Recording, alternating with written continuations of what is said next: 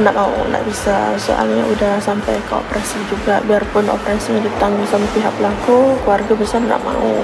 Saya tidak mau, wah itu bukan anak buah, nggak bisa. Dia tetap anak buah saya, gitu. Jadi kita harus konsekuensi gitu.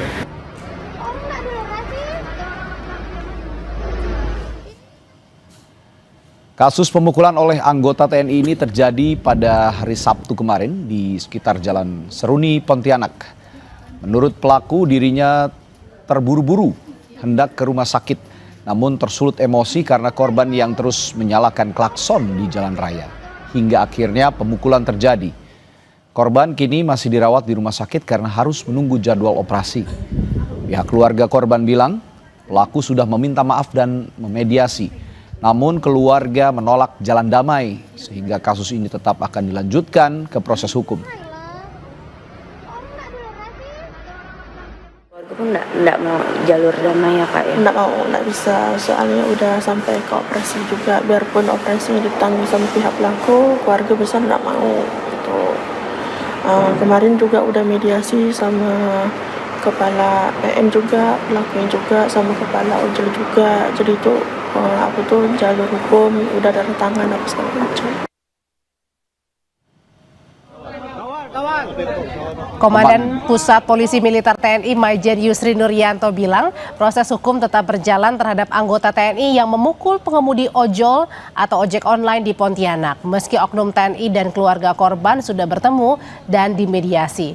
Dan Puspom TNI juga kembali mengingatkan kepada seluruh anggota TNI untuk menghindari selisih paham agar tidak ada kejadian serupa.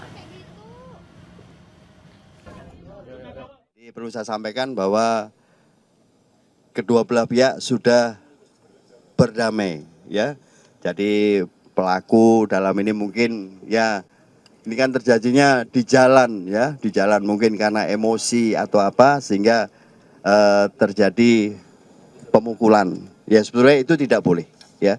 Tapi kedua belah pihak sudah berdamai, tetapi proses penyidikan berlanjut.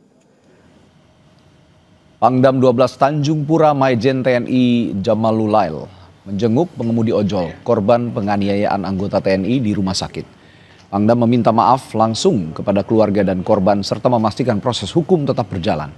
Pangdam juga memastikan kasus ini tetap diproses sesuai aturan dan pelaku saat ini sudah ditahan di instalasi tahanan militer Kodam 12 Tanjung Pura.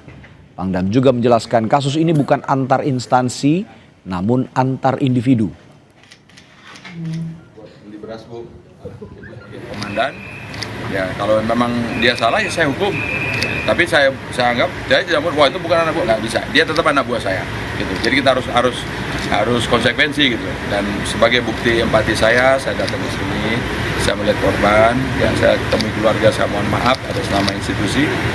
Namun biarpun saya tahu di proses ini kejadiannya bukan antara institusi ke institusi ya Mas ya. Ini hanya saya lihat, saya baca sih laporannya itu hanya ada gesekan personal di lapangan.